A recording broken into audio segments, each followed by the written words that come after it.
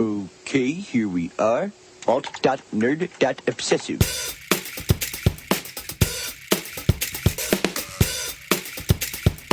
Worst episode ever. Hey everybody, welcome to Worst Episode Ever, a podcast for people who love The Simpsons, by people who love The Simpsons, about how much we hate The Simpsons. We are here trying to find which is the worst episode ever, and as always, my name is Dan. And my name is Jack. Blah. Oh, it's Mayoween! That's what these vague Dracula voices mean. And then all our new listeners from the Frank Grimes episode. Goodbye! Took 8 seconds. Oh, God. Yeah. Hey, guys, it is May, officially, here in We Studios. Maybe it's officially. Yeah, officially. I mean, it's still April when Well, we're it's still recording April this. when we're recording this, but by the time this is hitting your ears, we're well into May. Who knows what the state of the world is? But All we know is May. It's May officially. It's May officially, and guys, May. What do you think of when you think of May? Horrors. That's what you think of. April showers bring May horrors. Bring May horrors, absolutely.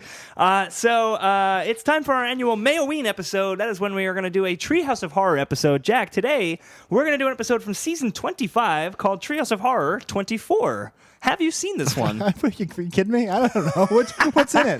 They're all... I actually have seen this one. I could name like the first 7 or 8 Treehouse of Horrors by their Roman numerals, but I at this point, I don't know what's in it. There's a Dr. Seuss one. There's some kind of one where Lisa and Bart share a body, and then there's a Freaks parody, like the Todd Browning movie from 1931. Sounds a little familiar. I saw it once, and I honestly don't remember if I liked it or hated it, so it's effectively as if I've never seen it at all. All right, so that should be good. Who suggested this episode? Peter, our good friend Peter, suggested this episode. Peter... I don't know that he wants his last name mentioned, okay.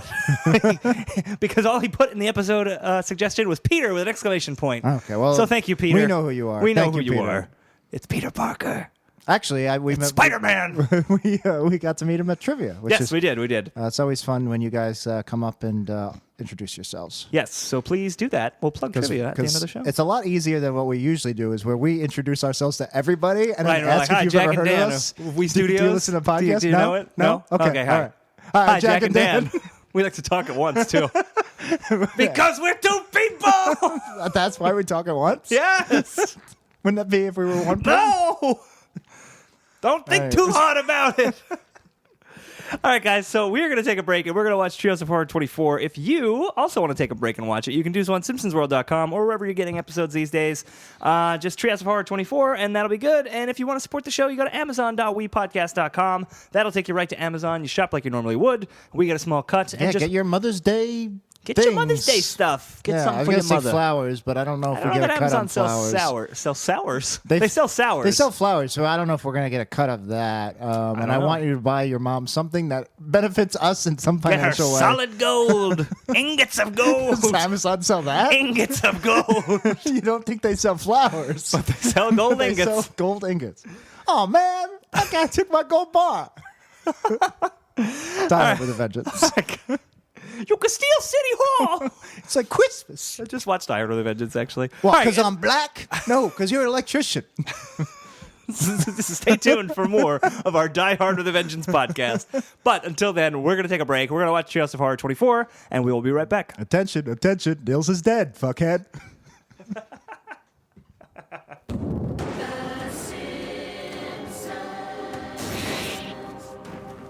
So, that was Treehouse of Horror XXIV.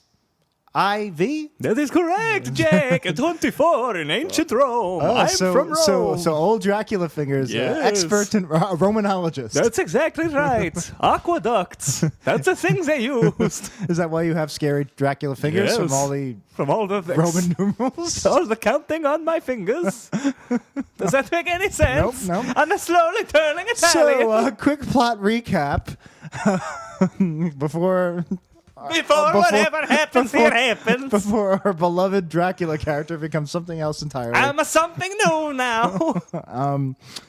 Okay, so in the modern Treehouse of Horror tradition, you have your classic 3 segments, but you also have the opening number, which kind of counts as a 4th segment. In this case, it is the traditional Simpsons theme song, but done guest directed by Guillermo del Toro. Yeah. And it's chock full of not only del Toro references, but I guess del Toro's own influences, his favorite horror just references. all sorts of horror stuff. Should we just talk about the intro right off the bat? Yeah, I think that's actually how we do it. Yeah, I Treehouse don't of Horror, think we right? need to do a recap. We do our could do it recaps segment with by each segment. So Yeah. I like this. I was a fan. I would say that this is probably the best part of the entire episode. It opened off on something. I'm surprised it took 24, 25 Treehouse of Horrors instead of doing The Simpsons. It did a spooky version of that vocalization. It was Yeah. like The Simpsons. Yeah. It was I'm surprised they didn't think of that earlier. So Del Toro apparently, just looking at the Wikipedia page for this episode, he said a director. he's a director. Yeah, he did this movie called Hellboy and Pan's Labyrinth. He is of the bull. He's of the Bull, William of the Bull, of course.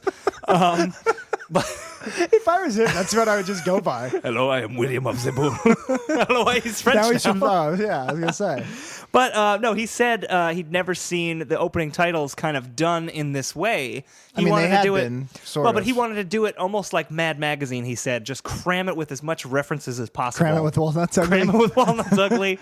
So Take that, William Del Toro. Okay, that's interesting you say that because at some Yeah. point, because at first I didn't quite realize what was going on. Then I realized, oh, I get it. This is the opening segment. This is why they are taking their time. This is going. Yes. By the time Bart starts skateboarding down Main Street in front of Moe's, you know, I was like, wow, this is taking forever. This is very indulgent. Yeah. And I was like, okay, usually we don't like, and I don't think we talked about it in detail, but we've hinted that we didn't like that recent Trump video. Yeah, And not at all. One of the biggest complaints by most of its critics, including us, which apparently we're in the minority. Apparently everybody's like, "Oh, The Simpsons skewered Trump." But it was all clickbait. You mean this is Donald Trump?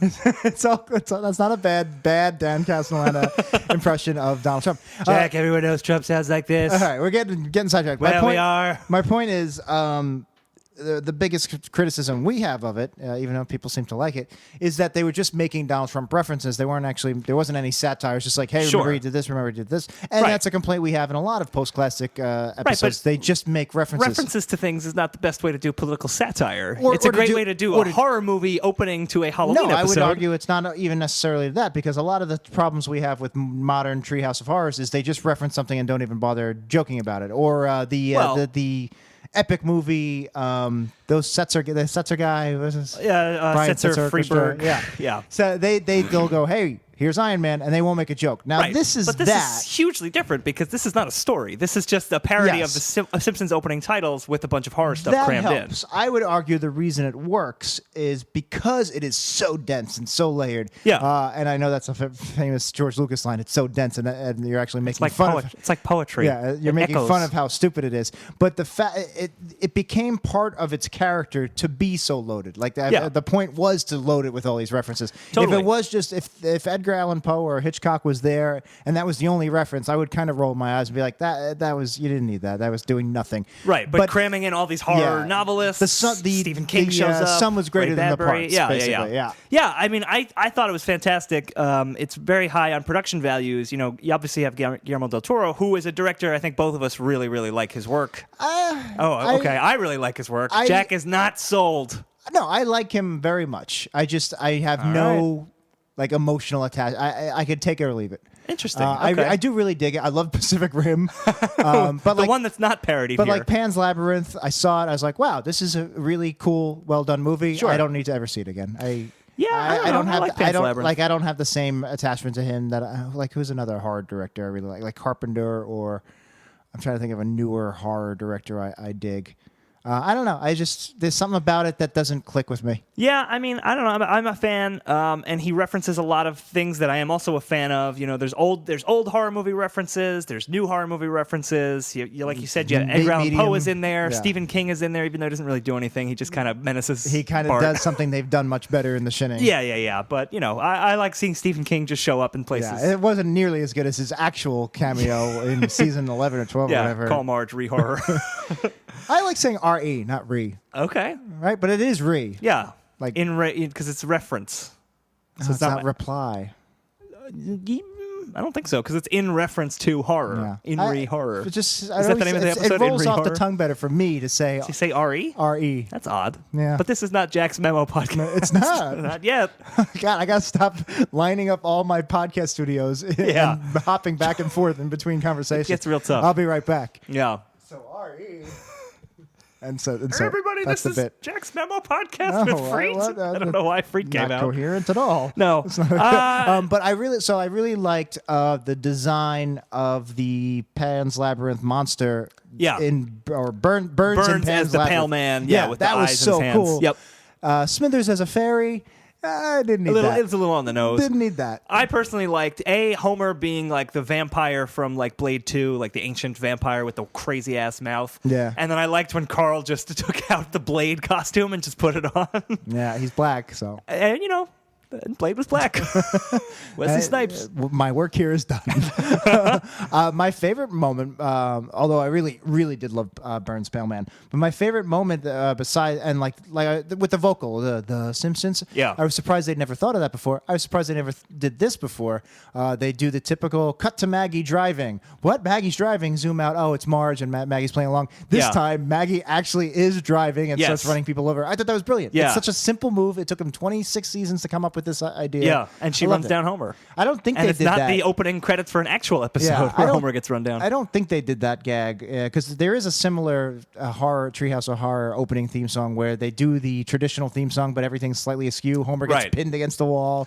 Yeah, which now just happens every day. I don't think they did that Maggie gag there. I don't think they did either. But I think this was the first time. I love that. Yeah, if you don't watch anything else from this episode, I would say watch the opening. It is pretty cool, especially if you are a big horror fan. So check it out. I don't think we have anything else to say about it, right? All right, so let's move on into the first actual story vignette, which was called "Oh, the Places You'll Do." Yeah. Like, "Oh, the Places You'll Go." It's not called "Oh, the Places You'll Annoyed Grunt." No, it was not. But it is a big Dr. Seuss thing, if you couldn't tell based on everything about it that screamed Dr. Seuss. Basically, it's a Cat in the Hat parody where Homer's the Cat in the Hat and is for some reason extremely murderous. Yeah, so what did you think of this, Jack, in general? I was trying to think of another Treehouse of Horror parody that they've done where they did it and they kind of kept to the tone of the piece.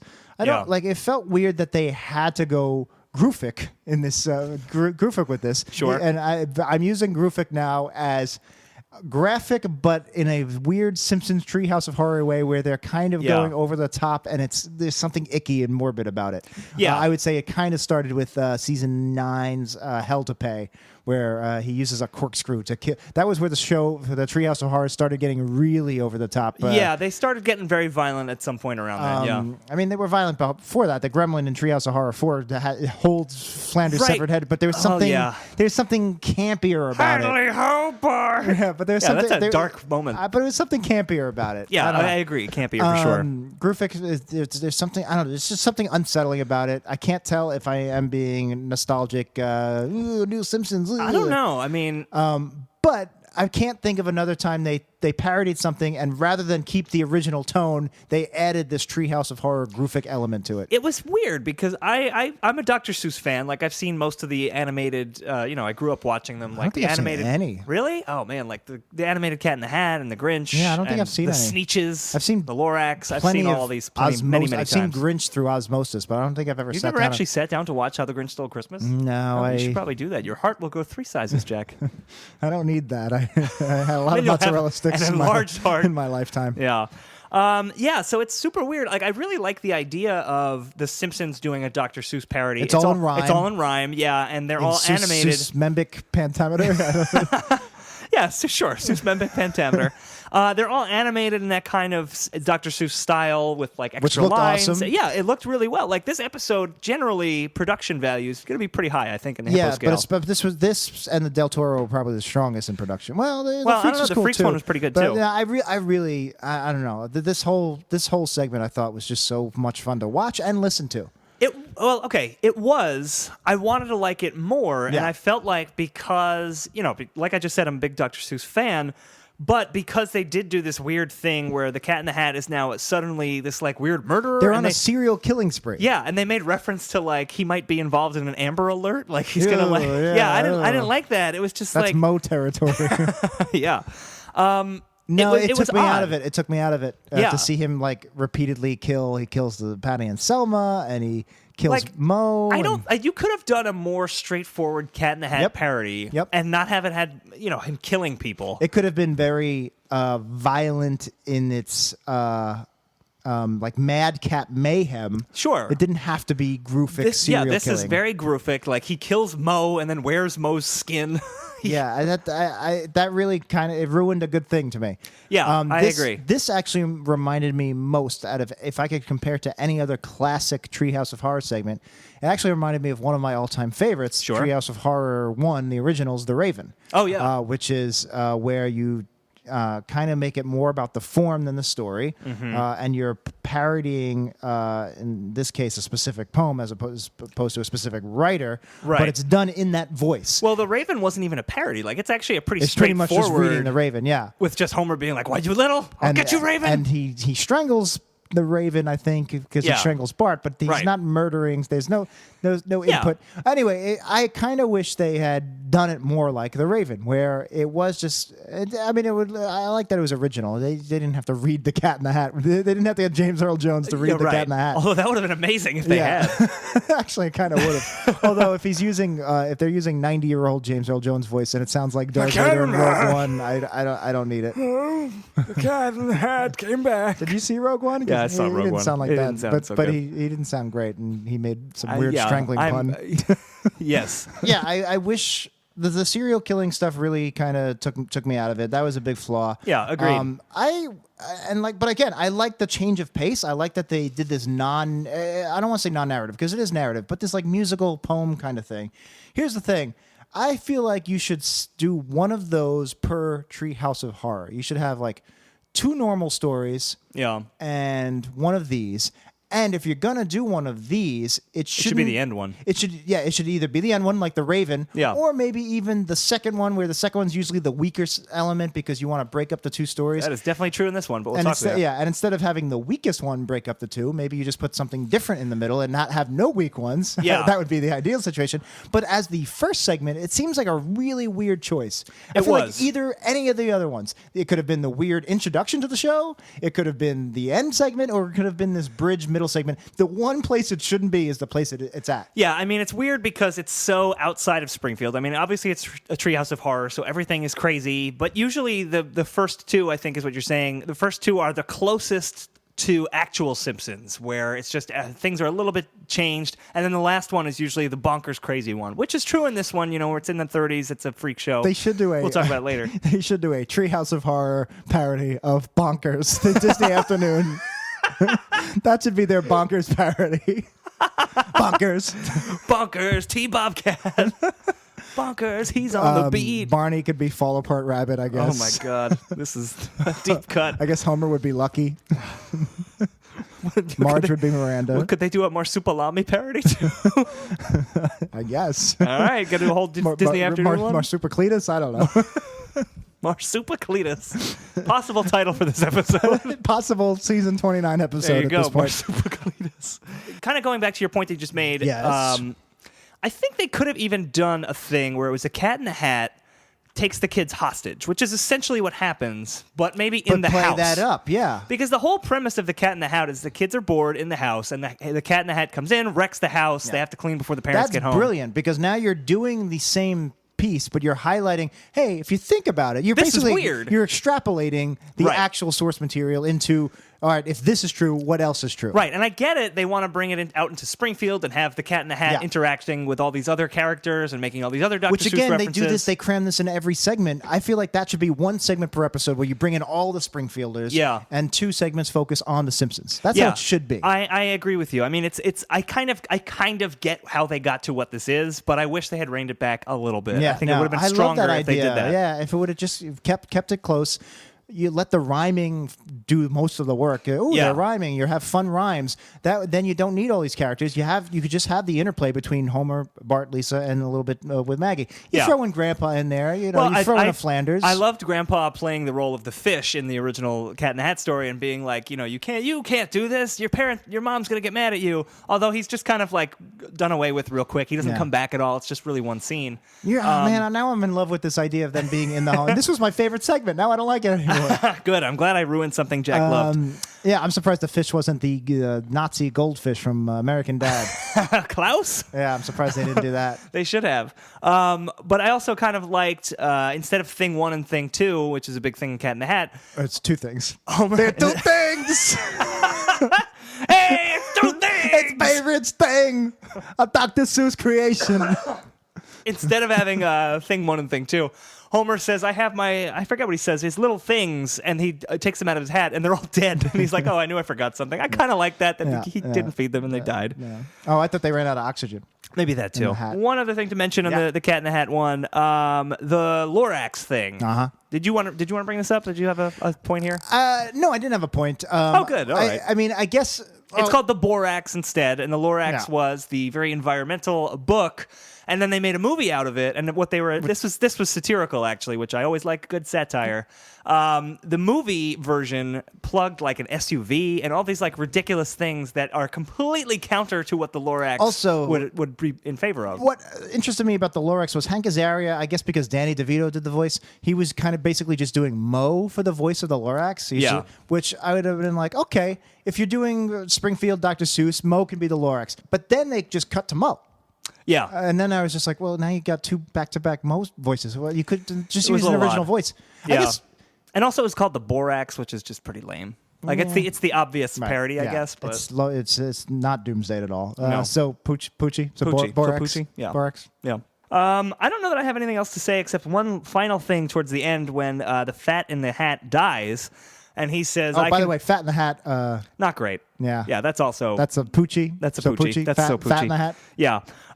He gets stabbed in the throat or in the chest by Maggie, and he's dying, and he says, I'm not worried about the blazing hellfires, but don't ever let me be played by Mike Myers. Yeah. Because he got it. played him in a movie. And he was bad. Everybody hates And Mike and that Myers. movie was awful. He's easy to shit on. This guy we loved in the 90s, and then we just turned on him as a fan. Well, to be fair, he made a lot of bad movies. He made what? One bad. He made that, Love Guru. Like Cat in the Hat, I'm not going to blame on Mike Myers. It's not his fault. Well, I've read some things that maybe it was partially his fault. Supposedly they filmed a bunch of like risque jokes just for fun, and then whoever, the editor, the director, Just put put it it in the on. movie. And so the movie's just, I don't know if you've ever seen it. I don't know anything It's about awful. It's this weird like tonal shift. Wow, we Maybe should we'll do do a sync points actually. A gumbamo's a camel, but faster and humbler. It doesn't take tips, and it's never a grumbler. So if you must leave in a kind of a scramble, then jump on the hump of a humble gumbamel. But if the gumbamel should ramble and stumble, then just hop atop a crustiferous crumble. But then if that crumble should happen to tumble, just call your amigo the bee-man a bumble. So the next segment is Dead and Shoulders. Dead and Shoulders, like the Like Head the and Shoulders shampoo. Like dandruff shampoo. All right. And this is something we've seen before at the end of Yes. Treehouse of Horror. What, 2, 3? Number 2, yeah. Where like poop. Like poop. Number 2, like a poo-poo. Yeah, where at the end of giant robot falls and crushes Burns' body, so they attach Homer's head to Burns' head to Homer's body, Yep. and then they do what next week on The Simpsons, as if from now on the show will just have Mr. Burns attached. Yeah. And it was a nice little gag to end Treehouse of Horror 2. Yep. And then they just took that and just made it its own segment, which I guess Yeah. there's still room to explore the idea, but it seemed very There recycly. is, but not in this. They don't do it here. So No. this entire segment is easily the worst part of the whole episode. Yeah, Bart gets his head cut off flying a kite. They surgically reattach Bart's head to Lisa's body, which if you can reattach a head to a body, why not just reattach it to his body? It wasn't That's a destroyed. great point. It was Yeah, left you're completely totally intact. right. Yeah. Something should have happened to Bart's body where he couldn't reuse it anymore. And it wasn't even like Lisa was nearby and it was like, we need a healthy body who's here. Bart was in the field alone. Yeah, attached to it makes no sense. This entire episode, this whole vignette doesn't make any sense. Right. There's no plot at all. Right. So then Bart they first they don't get along obviously, but then they do start to get along. But then Bart realizes when Lisa's asleep, he can control her body, so he plots to kill her and take over her body for sure. Yeah. And then at the end, Lisa stops him, and they both get their heads cut off, and both have to be attached on other people's bodies. Yeah, basically that's the whole thing. They're 2 people. They're 2 people. You knew it was coming. 2 people. How many heads do we got on one body? We should copyright that and sell it on T-shirts. I'm 2 people. 2 people. Patent pending. If you guys would wear a shirt that says "I'm 2 people!" exclamation point, let us know, and maybe I'm we'll sure have they it. say yes, but we're still not. That's not going to change our I don't know. minds. We might.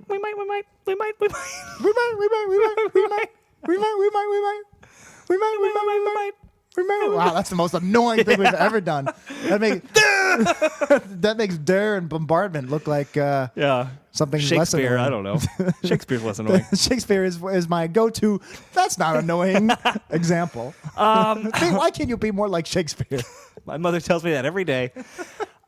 Yeah, so this whole vignette starts. Bart and Milhouse are at the airport flying a box kite to, I guess, mess with the planes as they're landing. Yeah. It's all a very strange setup to just getting Bart To have a decapitated. cable cut his head off, yeah. Yeah, a wire. kite line Kite line, yeah. to just pop his head off like a grape. It was weird. It's just so weird. I And don't know. like, I was like, where is this going? I didn't know what the plot of the segment was. And yeah. Although there was one line I liked. You groaned and I laughed when two pilots are landing and one says, box kite at 2:00. And the guy says, I don't know what that means. I have a digital watch. I thought that was funny. You think it's funny when Yeah. somebody does the old, dude, it's at 10:30. It's at 3:00. Whenever and then somebody someone gets tells me that, I have no idea what they're talking about because it's like relative to that person, relative to me. It's very... 1:00. Where's 2:00? Is it here? Is this 2:00? It's very confusing to me. It's not a complicated concept It's extremely at all. confusing It's to an me. extremely simple concept. How do you remember where 2:00 is? I have a digital watch. That's not what I was laughing at because I Yeah. didn't even think that people actually struggle with that idea. Oh, That's, I absolutely that's struggle with ridiculous it to all me. the time. I'm not alone. Listeners, tell me. It's 12:00's in front of you. That's all you need to But know. what if you said, "Hey, something at 12:00"? We're facing different directions right now. But the guy was saying it to the other guy. They were both facing the same direction. You don't know that. Anyway, obviously, whoever you're talking to, you're talking about their 12:00. So I don't think that's always my true. problem is that anytime anybody makes a joke about it, that shit is hackneyed. I loved it in Last Crusade, so I would say 1989 is your cutting off point. If you're still making that joke after That's probably in 1990, because it's such a stupid joke at this point. It's just I'll give you that it's a That's stupid like joke. a take my wife, please. It's just Yeah. Oh, I it's get like, it. Oh, who? What? My time says something else. It says 10:30. Yeah, it's I don't know. 5:13. I don't need it. I thought that was really, I didn't and think then it there was was awful. a weird audio editing because then the plane flies over Bart's head and the pilot off camera just goes "stupid kid," but like he says it over like the overlapping Bart's next line of dialogue. Yeah, it was really weird editing. It was really weird. And Bart really wants to fly this kite because there's a whole thing where like Milhouse has this allergic reaction and almost dies Yeah. while Bart is just flying a kite. It's so strange because the payoff is just to get Bart's head on Lisa's And shoulder. it took Why forever. do it this way? That was your typical, let's have a weird non sequitur first act to lead into the full plot, except that the full plot is only 3 minutes long now yeah, because you spent so much time with this kite flying thing. But I will say, it yeah. ends with a great thing. Bart's head pops off, and then his head just lands on the ground, and And he he goes, says, "How could well, this get worse?" at least it's a beautiful Oh, night. yeah, yeah. And then his own butt falls in his face, and I thought that was great. I thought it was really funny seeing literally Bart's asshole land right in his snout. Yeah, that was But pretty funny. I thought Snout. it could have been executed better because it kind of just the butt lands, and before you can really absorb the joke, they move on to the I next actually scene. like that. I think that's exactly See, what that needed. That's the kind of joke I think you can play with You because want to linger on the butts? because I do want to linger on the butts. Linger on the butts. Go smell, smell, smell. That's a thing now. The linger on the butts goes smell, smell, smell. If it replaces some other things, I'm fine. Yeah, no, I mean, if in that case, the execution of the joke, if the joke is, oh man, what an uncomfortable position, that's Yeah. the type of joke that can benefit from extending it or positioning it in a better way, no pun intended.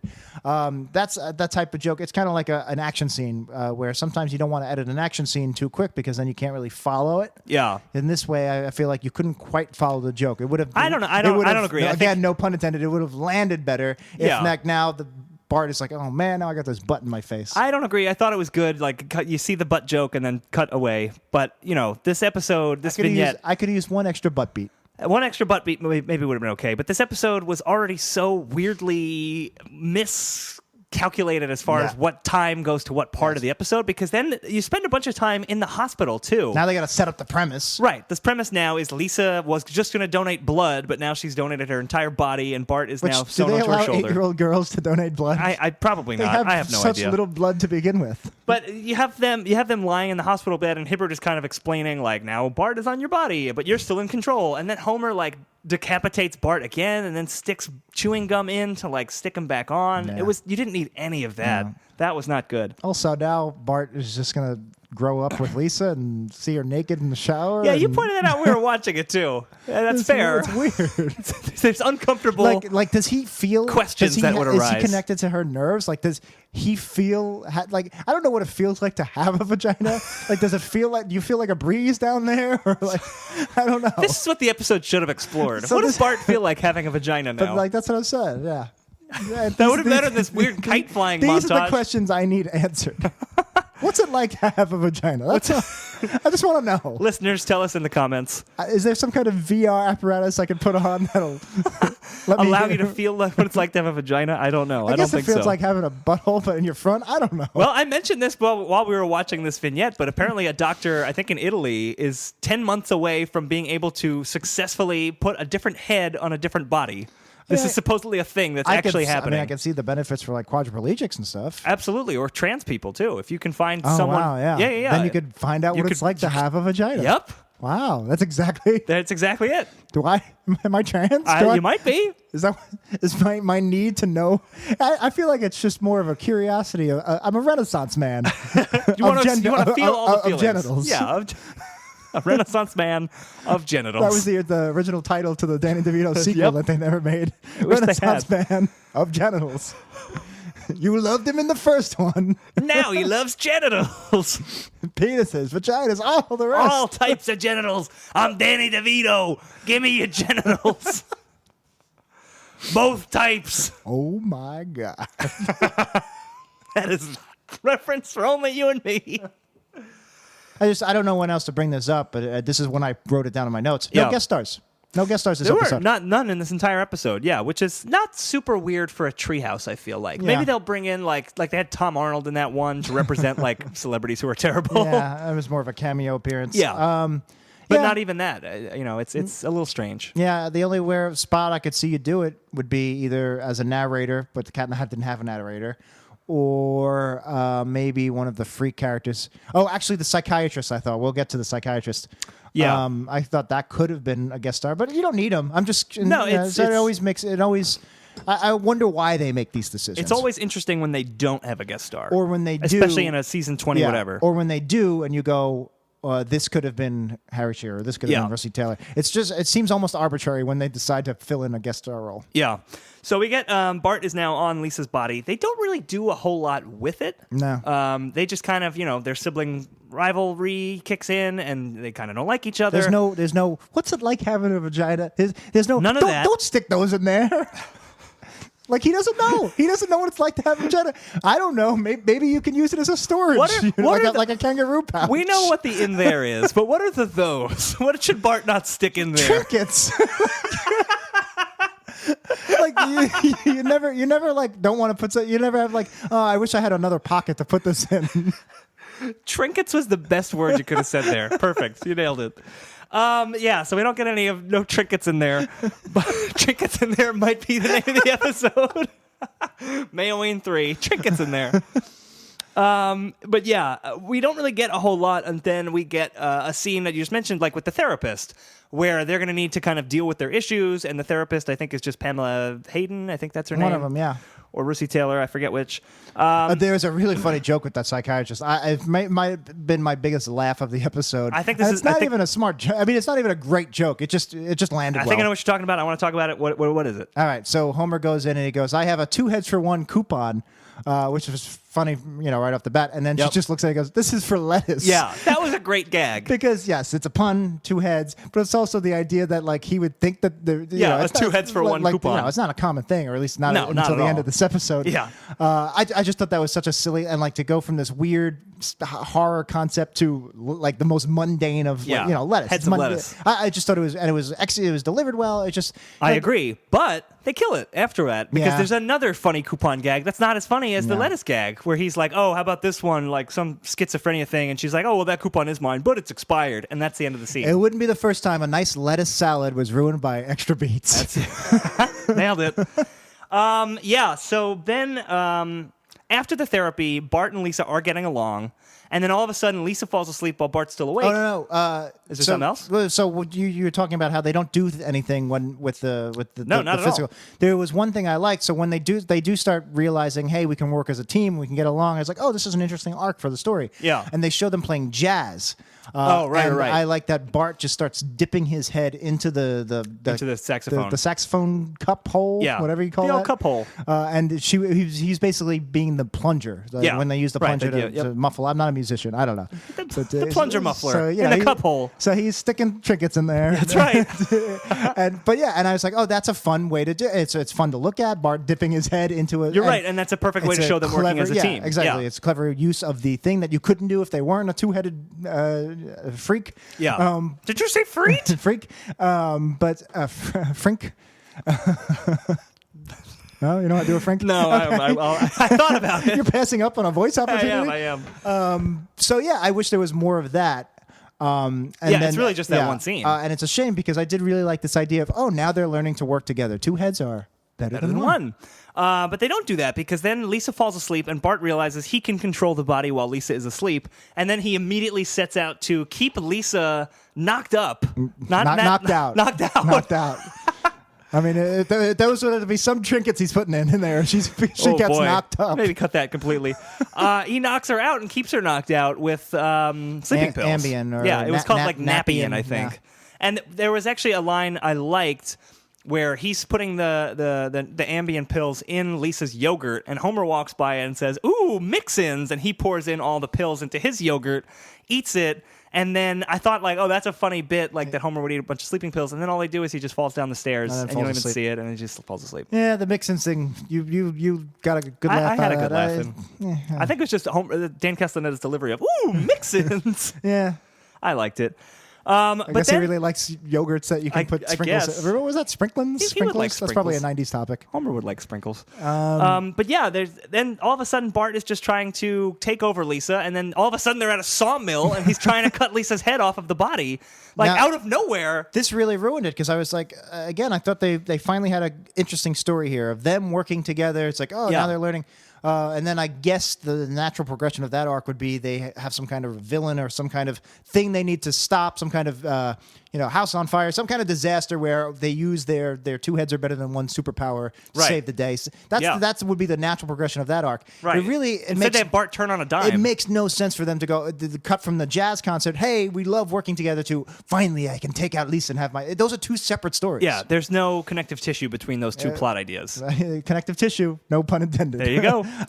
But yeah, that was such a bummer for them to just ruin that. Like pick an arc or connect the arc, something. Right, and then Lisa, Bart is basically being a dick. He's trying to kill Lisa at this point, and then Lisa gets the better of him, and his head gets chopped off, but then her head also gets chopped off. I kind of liked it was Springfield's only two-cut logging mill.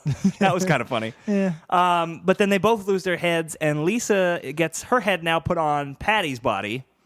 Yeah. And so we see that. Well, yeah, or no, I'm sorry. Bart's head on it's Patty's body. Close up of Bart, and he goes, "I don't know where I am," because he's going to talk for 2 minutes before looking around. Yeah, right. I don't know where I am, but at least I'm alive. Yeah, or it can't be worse than where I already was. Right. And then it cuts to Patty or Selma, and she goes, "Think again." Yeah, right. And then Lisa comes in. And then you turn to me and go, "Well, now he's going to know what it's like seeing her vagina." I did say that. We should have recorded our reactions, but we didn't this time. Our juvenile obsession with female genitals. Well, we're only in our early 30s, Jack. So What does that mean? I hope to one day see female genitals. Maybe by the time I'm 60. I hope to fully understand. But it was so weird because Bart was on Patty or Selma's body, and then Lisa comes in on Krusty's body? Yeah. Wouldn't she be on the other twin? I thought that and was the family member? I thought that was the whole joke of having her on Patty or Selma, Yeah. is that then the other one would be on either Selma or Patty. It was so strange that it was Krusty, and I think It was there was so some line, arbitrary. but I don't even remember what it was. It wasn't like anything good. Something it was like, busy. Yeah, it was like, I got a bunch of one-liners you need to learn, something like that. That's not worth it to just have Krusty be in there for no reason. I guess so. If you're going to do a Krusty joke, even if the Krusty joke was funny, then you don't need Patty or Selma. Then have a funnier character for that. Have sideshow Mel. That would actually make sense. Yeah, 'cause that would make more 'cause sense. He's two people. Yeah, because he's two At people. least on this show, and for some reason, the actual show, he's one guy, just like every other character, and no need for you to have two voices. No need for two voices. Anyway, that was it for this one. There was a joke I really. Come on. There was a joke I really liked where I have to edit those out. It's a joke I really liked where Bart does something wrong and Homer goes, "Oh, I knew we should have cut his head forever ago." Yeah, that was fine. I just like the idea that Homer was already thinking of just chopping his head off. Bart's head off. Yeah. There was a Skinner panic attack gag I didn't understand where Skinner just has Yes. it was hard to watch. He was like actually having a panic attack. He was in fetal position. You're right. He was in the car with Agnes, and then Skinner gets out and just crumples up into the fetal position next to the car, and she's like, "Don't you have a panic attack?" And I think she hits him with her purse. It was weird. It didn't. It did fit at nothing. all, It didn't yeah. fit at And all. like we just talked about how you wasted so much time in this episode. Yeah. With the intro, to set Like- this episode up. Why even waste more time at the side gag? There's a better way to bring Skinner in to the plot where Bart and Lisa have the same body than having him have a panic attack next to his car because of his mother. Yeah, how about Bart gets detention and now Lisa has Yeah. to sit through detention, but he's like, Sure. but he did it to me. Why am I being punished for something? I I'm don't know. the victim. There you go. And Skinner's got to deal with that whole mess. How do you not show them in school together? There was that one scene where it was like, we take care of our special needs student, and they just drew an extra head next to the women's bathroom. That's true. That was fine. But yeah, they really didn't have a lot of fun with this premise. No, they just wasted their time with They wasted bullshit. it. Wasted it with bullshit. So that's it for that one. So the final segment is what's it called? Freaks, no geeks. Like Freaks and Geeks. Like Freaks and Geeks. Very That's clever. Very clever. For that show that was on in 1999. What if we change in this parody of a movie from 1932. what if we change the word "n" to "no"? So Poochie. Poochie. Yeah, no, Jack, you have never seen Freaks, right? I've seen Freaks in general. Oh, in general, I live in Bay Ridge. But no, I've not seen the movie. Yeah, I didn't Todd Browning's realize. Freaks, I was great shocked movie. that the one of us, which I've seen in countless, I guess, parodies. Yes. I've never realized that phrase specifically comes from this movie. I just thought it was always just a thing. No, it's specifically from this movie. One of us. and One this- of us. Because that's in everything. Yeah, it's been parodied. I mean, a lot of film nerds really like Todd Browning's Freaks. And I thought it was I know of it. I always assumed it was some kind of like found footage, like old documentary, like the elephant getting electrocuted. No, Thomas Edison's hit movie, The Elephant Getting Electrocuted. No, it's a fictional movie with actual freaks in it. That might be why you were kind of misled. Kind of like the Farrelly Brothers movie, The Ringer, where they used actual special needs people. yeah. As themselves. Yes, somewhat like that. Yes, So it was Johnny Knoxville in he was 1933 in the special edition. They edited him back in. The all Johnny Knoxville Freaks. Somebody make that, please. Yeah, so this is actually a pretty straightforward adaptation of the movie, which is, it's a circus group, and there's a bunch of freaks, and one of them has money, and the circus strongman colludes with one of the acrobats to kind of marry him and take his money, and then it's going to kill them, and then they get turned into freaks at the end. So that's what happens in the movie and in this vignette. You hear something? I thought I did. Is there a ghost? Hello, I'm here. Happy Mayoween, everyone. It is an apt time. I mean, it is very windy out. I'm assuming. Yeah, I'm something just assuming it was some- blew over some- my stack of dirty dishes. Do we want to look, or is Missy here? Yeah. No, it was probably her. Wait, something made noise. Something just skittered across your floor, Behind- too. I thought it was a bug, but it's a piece of... It's just windy out. I feel like we're are we about to leaving get this in? murdered. Yeah, I don't know if we're leaving this in or not. Imagine we got murdered and like some hard-boiled detective had to listen to this like for evidence, and he's just listening to the first. He's like, "Why do they keep talking about vaginas? Yeah. What's a freak? What's this sideshow melt bit? I don't understand. I don't understand. Neither do the listeners. It's fine. I'm glad they're dead. Case closed. Let's leave all this in. This is fine. This is what you guys are... We're running way short. Right look, ahead. We might not have the lead scenes. The whole thing might just go kit and caboodle. This may all just... This us talking about this may be in the episode. I don't know. us talking about Yeah, it might be in it might still be in the episode. Is this our first episode where we needed filler? We're two people. That's filler. I don't know. Hey, it's me. Yeah, who's this now? All the characters. All the characters in one. Yeah, it's all the characters. We're all doing I don't know, some kind of Fonz Like a impression. Voltron type thing. I don't know what's happening A now. Fonztron? Should I come up with a new character right now to just eat up some time? No, let's bring back one of the old ones we haven't done in a while. It's me, Hemus. Hey, everybody. Never mind. It's been a while. I was thinking like, I had a small appearance in We100, but that was it. It's Hemus. Do you remember Hemus? all right, I think we filled up our filler pretty quick. All right, back to the bus stop. Good day. Did you still need me? No? All right, bye. Help! I thought we had a nice run of like tight, funny episodes. Back to old tricks here at We Studios.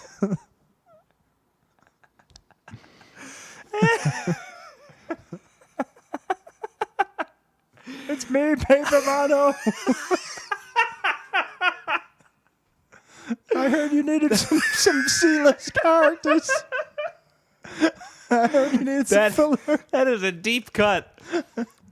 Ray Romano here. Are you Paper Mono? I've been looking for you forever. Everybody loves Bay. It works for me and also for various Bay cities around the country. It's their city motto, but it's also mine. I have a motto even though I'm a man.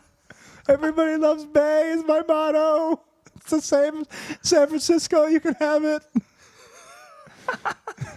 Talk about freaks. This show's a real freak show. Am I right, folks? So I like there's one of the freaks is Krusty the Clown. Well, he wasn't one Not of a the freaks. freak, He but was he's just part of there. the Yeah, he was circus. part of the circus, and he had a really funny line, which was just everyone's like, "Listen to the insane ramblings of the clown," and he's like, "Guys, seriously, we need to be worried about Hitler." Yeah.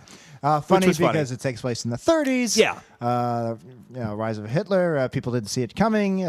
Just like how a informed populace could somehow elect certain people as president these days. Yeah, that can't happen and now. he's Jewish, so it was. But it was really again mob mentality, Springfield mobs.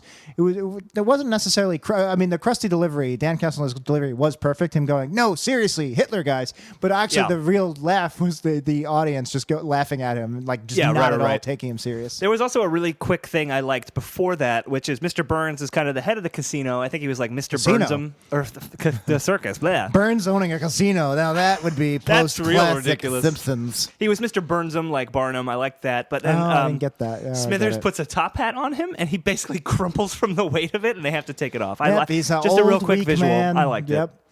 it. Okay. And then Burns is kind of introducing us to the different freaks. There were all your standards, and then he goes, the terrifying callback, and it's Bart on Patty or Selma's head singing Mockingbird, which is how the we should previous have segment set up ended. the callback. We but should have. They'd but ended with a really lame joke where Patty or Selma was just like, now I can sing duets at karaoke. yeah, Mockingbird. Yeah. It was not fun to watch. And But that's what made the callback. The funny. callback made it great. Yeah. And we like meta jokes. We can Yeah, do if they're done well. We'll I actually think that it being the terrifying callback was the funniest thing in the episode. Friend of We Studios, Lord Matthew Waite, actually, we asked in the last episode, what would the opposite of meta be? The curse, Yeah. of, if it's something is meta but not meh. Yeah. And he said it should be ha-ta. There you go. So there you go. So that was hata. And then big. I didn't like this. They set up Homer. In the sequence, Yeah. they said as the different acts, and Homer is the world's He's the tonguiest man? he's the strong man. He's not a freak. He's a strong man, but he has this really long super tongue. Because like he Venom. pulls like Venom, yeah. Because he pulls a train car with his tongue. Right. Anyway, he does this. While he does his bit, he sings the circus music, do do do do do do do do. But Yeah. he like ad libs lyrics. So it's like, look at me, I'm in the circus, I'm doing things, Yeah. I'm in the circus. It was just as good And as that. It was, yeah. Thank you. And it was like it reminded me of like Homer gibberish, like one of our least favorite types of Homer. Agreed. I mean, whenever Homer is just like singing a song like this. Well, not whenever, because sometimes it works. In the Frank Grimes episode I we mean, covered last sometimes. week, take me out to the ball game. Yeah. Take me out to the ball. Like when he's having fun Yeah, with I it, don't- it's fun. It's more when it's like he's painfully really just trying to. Another one would be the Bart's Comet. And he'll just be standing there going doop doop doop doop doop. Right. doop. That's funny. That's very When funny. it serves a kind of purpose. But Yeah. when it's just him doing like. I see what you're saying. This is shoved filling- in. Yeah, Yeah. filling time Yeah. now. I hear you. It's shoehorned Making in. up characters. Pop, pop, pop. Yeah, I agree. And then with the introduction of the freaks, there's a long setup to the most freakish of all, the biggest freak we have here, and the obvious payoff. It's just Mo just sitting on a Yeah, chair. yeah. Did you like that? Because you didn't know that was coming. I remember that from the first time I saw this. Yeah, and it makes sense. I don't know. Yeah, it was funny. I mean, I felt like it's not strong enough to hang the whole story on. I don't know. Yeah, well, maybe as a side gag. I'm trying to remember who the freak was in the movie who does fall in love with the Marge stand-in. I guess my problem is, and we'll get into the story of this story. Story of the story. That was an old episode. But basically, it comes down to Homer is the bad guy, and he's trying to, and Moe is kind of the hero. Yeah. And Marge is the love interest. And this, I don't understand why they would do that, because in most Treehouse of Horror segments, Homer and Marge are the couple. Even in like ridiculous stories like King Homer, you have, even though he's the bad guy, he's the monster. It's him and Marge. Like you're taking the archetypes. It's like Legend of Zelda. It's like there's not one Zelda, but it's Zelda in spirit. So you have these characters that aren't Homer and Marge, but they are Homer and Marge in spirit, and they're always universally linked together. Yeah. And it's not like you have in King Homer. King Homer ends, even though it's a very straightforward parody of King Kong, it ends with them getting married and being together. It doesn't. Yeah. It doesn't end with him dying and then Marge going off with Adrian Brody. Like so, like it was like I felt like the roles needed to be reversed here, where Moe should have been the bad guy and Homer and Marge are the ones that are supposed to be destined to be together. But that doesn't work because Moe needs to be the whole point is that he's the lowly, ugly freak. Nobody likes me. Right, exactly. So that's why I'm not sure it didn't work for me. I'll give you that. It's definitely odd that Homer is the bad guy, essentially. We're not used to seeing that, like an actual villainous type, or not even being the bad guy, but the fact that he's trying to break up the true love of Moe and Marge. That's backwards. Well, it wasn't. I mean, it wasn't even. I mean, really they do end up together, Homer and Marge. We'll talk about that. Get but to that. Yeah, I mean, it was odd, but it didn't bother me so much. I mean, this, like I said, is the plot of the actual movie, so it would have been. You could have had Homer be a freak, like the world's fattest man or something, and somebody else is the strong man. That's what I thought it should have been. Yeah, I think that and you makes could still have the Moe gag as just one-off gag, right? And he could the just be one of world's the freaks. most hideous man, Moe, and then move on. So then, who do you think the bad guy should have been? Like, who could be the strong man? It could have even been like Duffman or something. Duffman, Rainier Wolfcastle. Yeah, something new. Somebody new. Get a guest star. Yeah, who's like a big hunk right now. Get one of the blonde Chris's. Get The Rock. Yeah, get The Rock. I honestly don't have that much to say. There's a lot of really good kind of freak designs. Barney is the human torso. A lot of good freak designs. Freak designs? I love freak designs. My new design studio. Go to freakdesigns.com and enter code FREAK for 10% off your first order. You have to bind that now. I might have to get legally binding. I might have to get freakdesigns.com. Yeah, I mean, Barney is the human torso, and there's a whole scene with him making cookies. That was an actual guy in the Freaks movie. I love Lenny and Carl as the two pinheads. Are they from the movie Freaks? Yeah. So there's people that actually looked like that back then? Yes. Because I was trying to think of what do they remind me of, and it was bothering me the whole time, and it just hit me. Yeah. It reminds me of the two-headed monster from Popeye versus Sinbad, the half-hour Popeye special from around the same time, the 30s. It was in full color. It's fucking beautiful. If you haven't seen it, watch it on YouTube. I've never seen it. It's beautifully animated. It's ahead of its time in animation. This is from the early 30s or mid 30s, and it's fucking hysterical. It's really. Okay. I love Popeye's one of my favorite things ever. Blow me down, But Jack. this is probably Popeye at his best. Okay, Popeye versus peak Sinbad. Popeye. Yeah, and he fights this two-headed giant ogre, and I just realized it must be the pinheads from. Probably. Yeah. Yeah. I mean, and they've been parodied in like I could everything. I could watch that Sinbad Popeye. It's so good. Yeah. So it turns out Moe, as the freak, has this emerald that he got from his mother on her deathbed, and she got it from somebody else's deathbed. He has a line. It was a very busy deathbed. I kind of like that. That was funny. Fine. Yeah. And then Homer, as the strong man, comes up with the plan. Okay, he wants Marge to marry Moe so that she'll get possession of the emerald. Then he will kill Moe and marry Marge so that he gets possession of the emerald, and then he'll sell the emerald. And then Homer explains this, and he goes, by the way, are emeralds valuable? Yeah. I didn't have time to look it up. What? Why is That that was not line great. there? I don't think that needed to be there. Why did the writers bother? Because Homer's dumb. We have to show that he's dumb. Like, they physically had to type that into the keyboard, and while typing it, nobody had the thought, like, maybe this is a waste of everybody's time. Yeah, it was. Like, that was not great. You didn't look like, what is But that? he Why did have are a you line. wasting our time? He did have a line. What's good about my plan is its simplicity, which I kind of liked because that is the actual plan for the movie, and it is overly complicated. You could just convoluted. kill the guy and take the damn ring. That's Dan's solution to everything. Just kill the guy. Just kill him and take the ring. You don't need to have multiple marriages. Why have a 9-hour Lord of the Rings trilogy? Just kill the guy and take the ring. Take his ring. Drop it in Mount Doom. Get on an eagle and use the eagle. Fly, you fools. Anyway, yeah, I don't know. He's telling them to use the eagle. That's what people think. I know, it's a big fan theory. I just love Yeah. the idea. Like I wish J.R. Tolkien was like came back from the dead. Yeah. And somebody pitched that theory. He's like, what? No. No, Then there's no books. Yeah, of course not. I love that. I love fan theories. I love that there's a podcast that explores fan theories. I'm very jealous of that concept. Oh, that is a good concept. Yeah. We have a good concept, though. People are jealous of this concept. No, they're more mad at us for ruining it with voices and stuff. I don't think so. Ruining it or making it better. Freakdesigns.com. Is that the Freak Designs catchphrase? Ruining it or making it better? Absolutely. I hope I'm making it better, but sometimes I make it worse. All the designs are just what you think a vagina may or may not look like. Yes, it has holes. It looks like Mickey Mouse's head, I think. Is that accurate? I think he just designed to describe the colander. You Straight pasta through it. I thought that's what you do. Anyway. Hurt my little freet in a colander. All right, never mind. Speaking of lines, I was like, what's the point of this? Yeah. There's one point where Mo is talking and he goes, the snail will take forever. And comic book guy is a snail freak. Yes.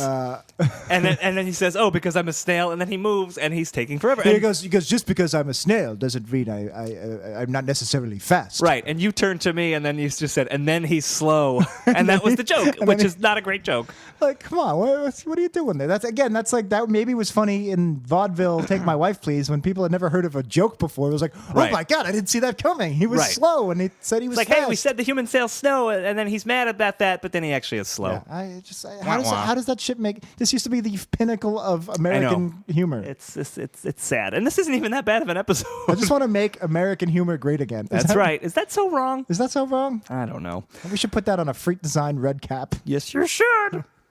I'll make it better or possibly make it worse. I think that's also Trump's motto. Yeah. Ruining it or making it better.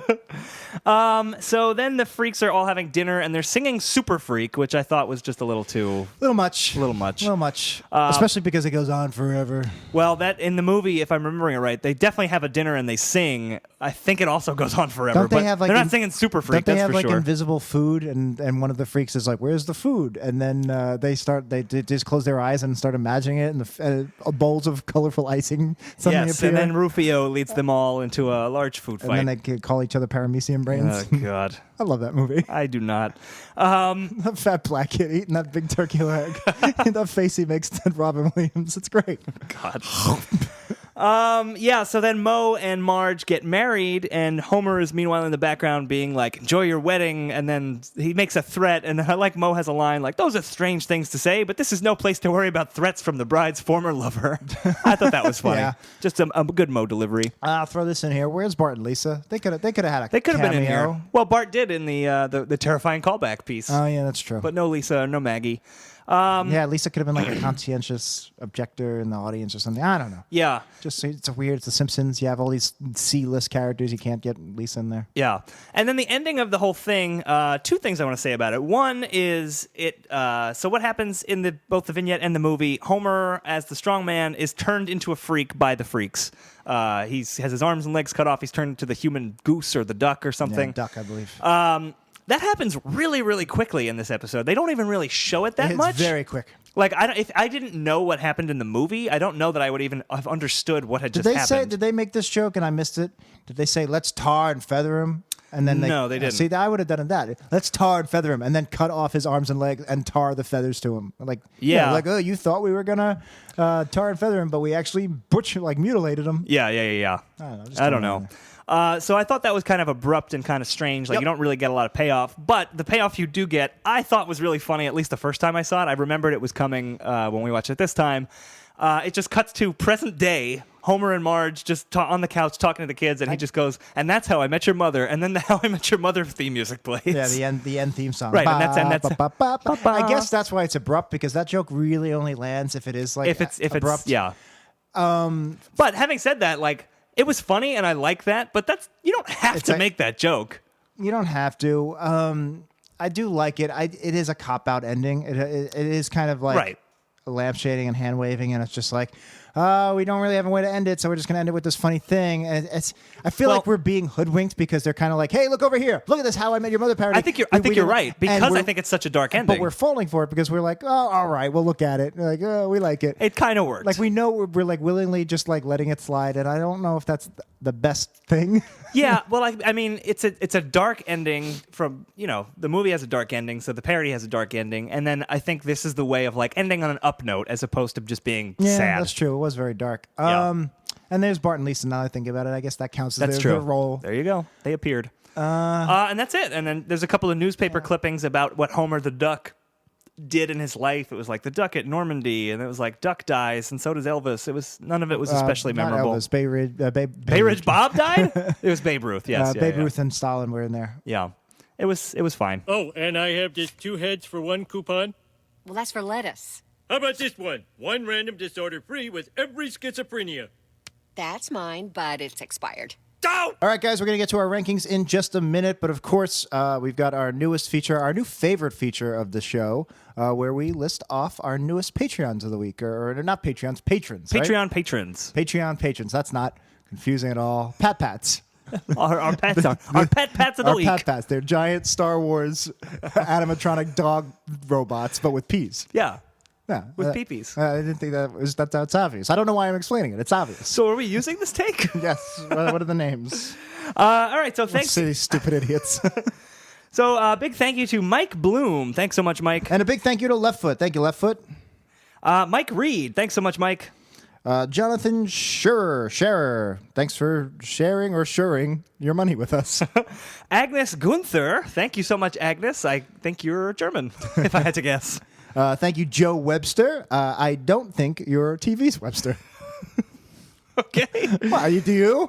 Do you think it's TV's Webster? You think it's Emmanuel Lewis? I mean, it could be.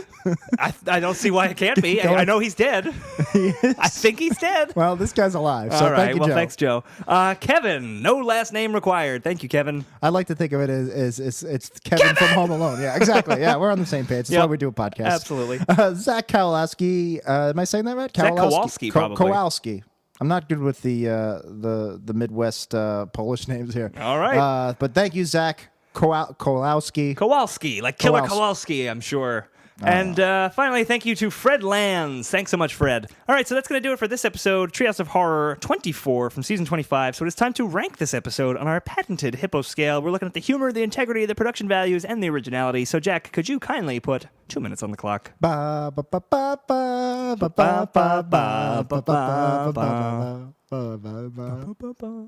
I Met Your Mother.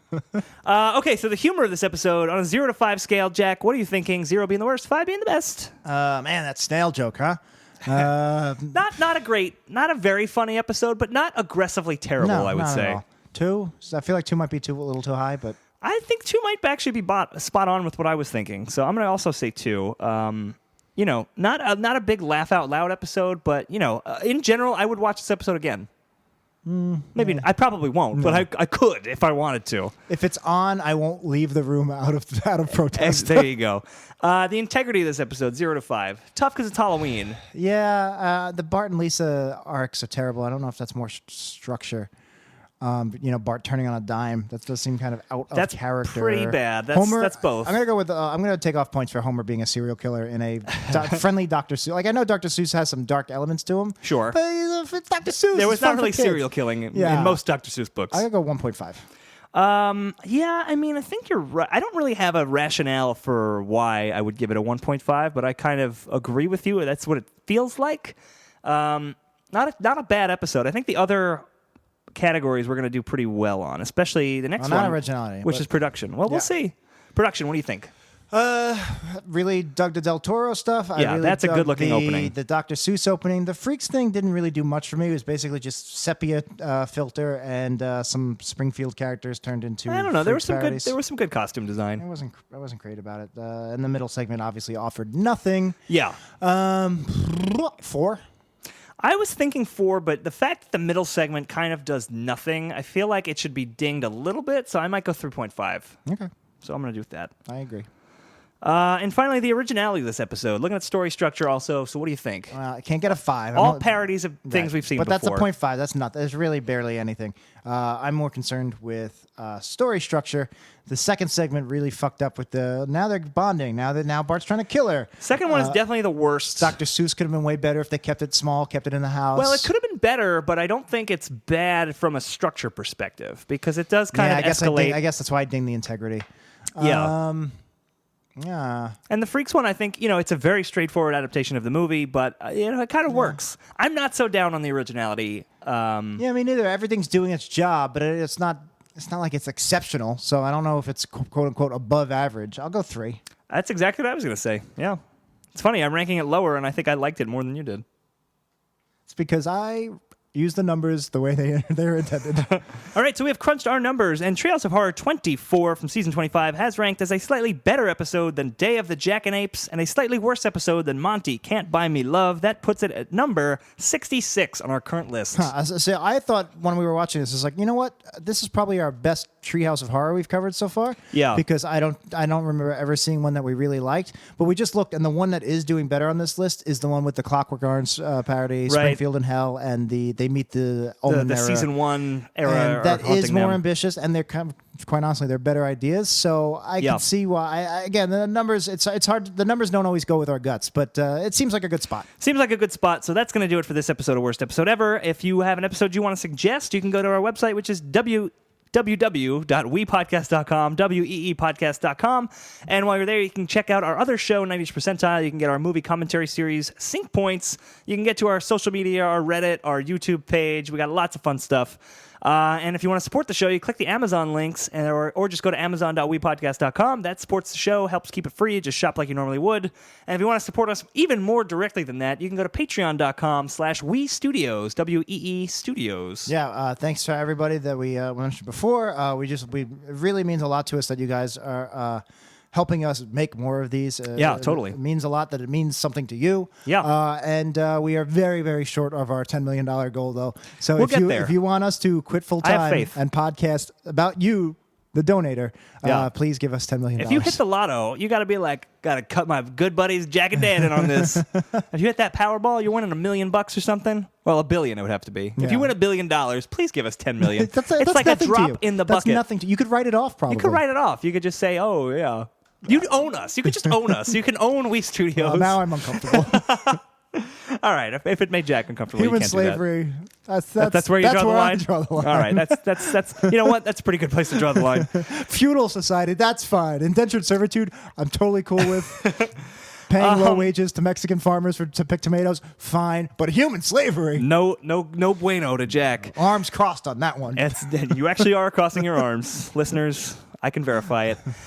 If you are in the Brooklyn area and you want to come to Woohoo Classic Simpsons Trivia, that is the first Thursday of every month. You just missed it this month, but we're coming back in June.